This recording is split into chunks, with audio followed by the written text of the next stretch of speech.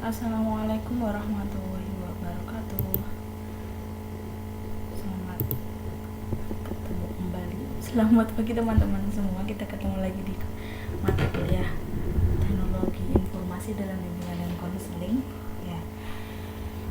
Dari sekian materi yang masih sempat tertunda, mohon maaf sekali ya. Hari ini kita lanjutkan lagi.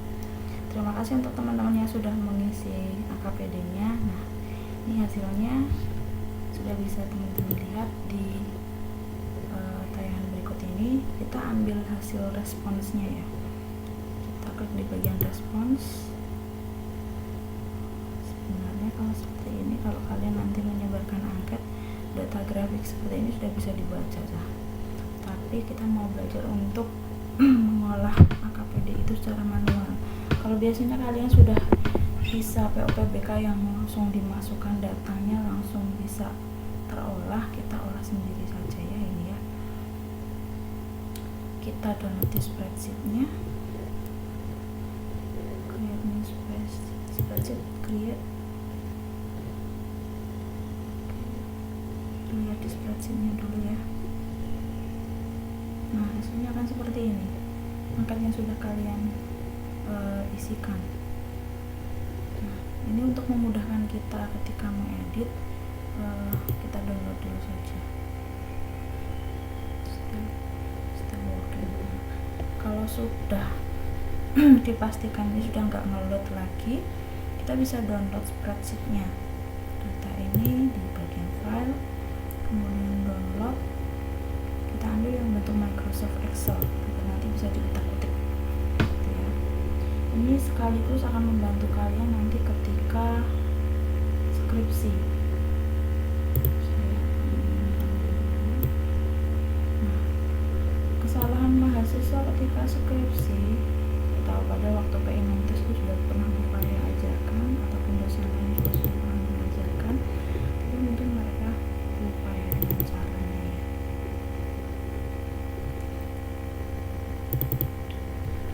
Akan saya simpan di sini.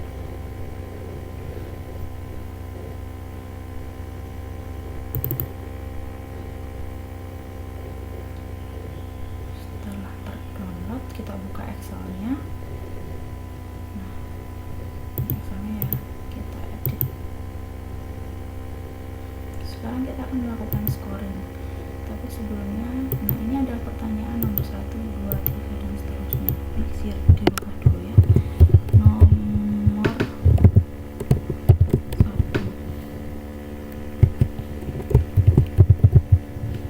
nomor 2, terus kita tarik saja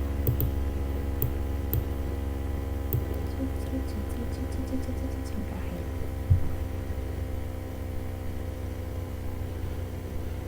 Ya, kita rubah. Nah, sudah pertanyaannya di AKPD kemarin kalian mengisi ada 50 nomor ya. Sekarang kita lakukan scoring. Soalnya kalian masih ingat mata kuliah PI non-tes ketika angket dijawab iya, angket tertutup, kalau misalnya ada 2 pilihan jawaban antara ya dan tidak. Jika responden menjawab iya, maka nilainya berapa? 1. Kalau tidak, nilainya 0. Nah, kita rubah jawaban ya dan tidak ini menjadi 1 dan 0. Diblok semua dulu ya. Diblok tapi jangan pakai Ctrl A, tapi di blok yang ada jawaban ya tidaknya. Kemudian kita ganti CTRL-F, Ctrl-F, replace. Ketika jawabannya iya, maka kita ganti dengan nilai 1, replace all. Nah, sudah ya. Oke, kemudian kita lanjutkan. Ketika jawabannya tidak, maka kita rubah dengan nilai 0. Replace all. Loh, kok nggak bisa kerubah? Oke, kita ulangi lagi ya. Ini masih di sini. Kita Ctrl F lagi. Jawabannya tidak.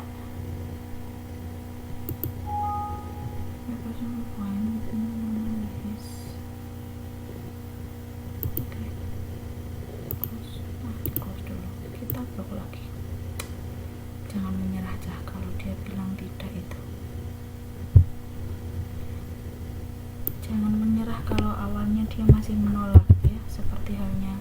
mereplace jawaban di angkat ini. Tidak, akan kita coba. Kok nggak bisa nih? If you are sure menentukan protected seat. Oke. Bisa lagi. Close. Apakah ada yang salah dengan format penulisannya? Tidak. Kok enggak?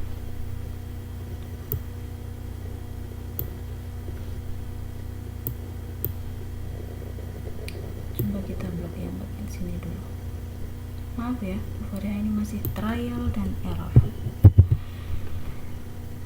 Namanya juga belajar ya.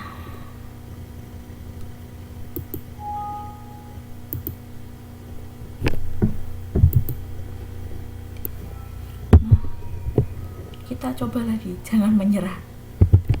Salahnya di mana?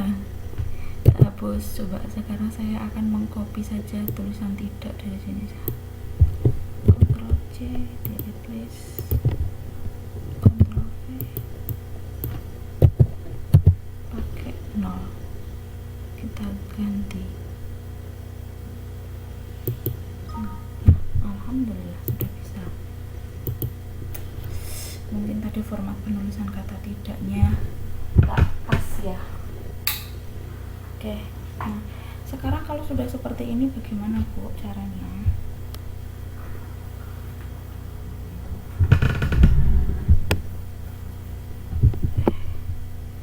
Kayaknya ada yang salah deh.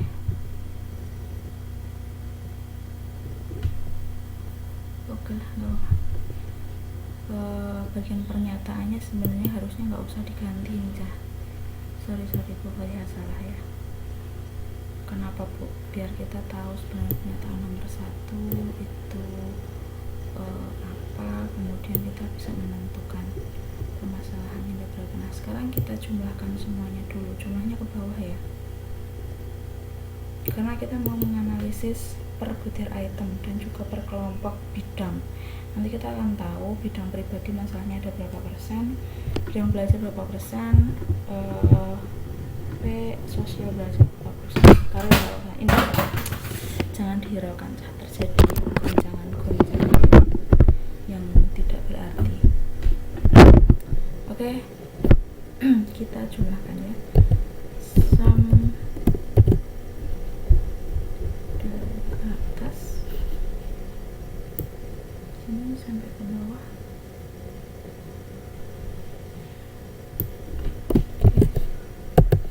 Oke, jumlahnya 42.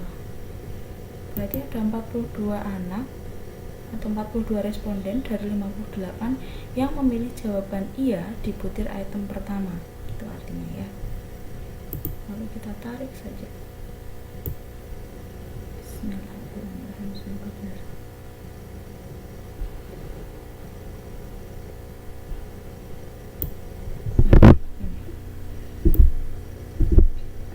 Ini sekarang kita hitung prosentasenya. Untuk butir item pertama berarti dia ada berapa anak yang memilih permasalahan di butir item pertama. Caranya adalah sama dengan ini dibagi cah rumus Excel aja. Kalian pasti lebih pintar ini, lebih jago daripada Korea ini. Ini dibagi jumlah respondennya ada 58, tutup kali 100. Apakah begini? Iya. Kali 100%. Berarti ini jawabannya sama dengan 72%.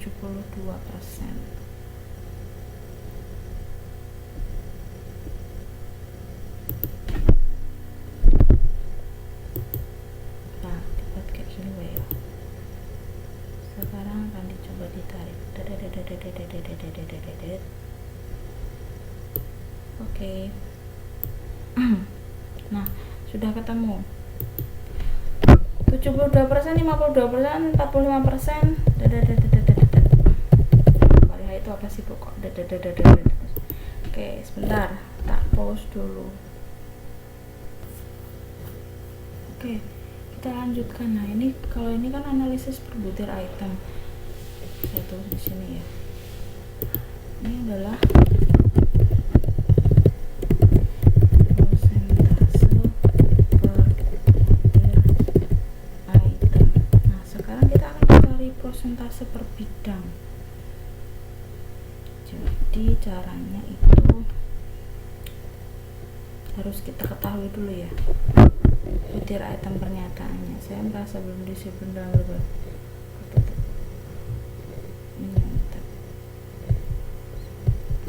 Oke, ini permisalan ya. Bu Fariha misal ambil ini adalah bidang pribadi. Oke, saya beri tanda kuning. Kemudian ini adalah bidang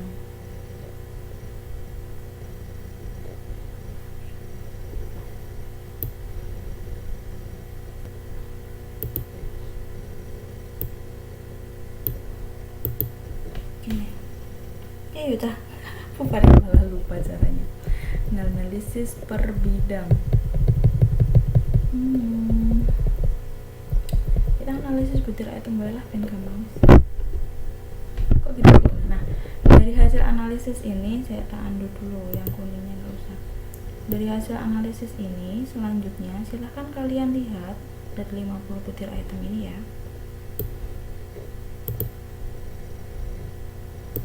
Dari ke-50 butir item ini silahkan dilihat mana yang paling tinggi persentasenya.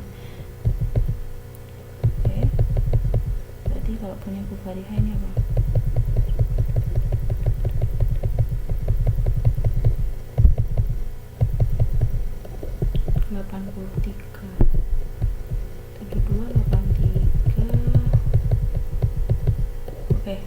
Berarti yang paling tinggi ini adalah 83% ya.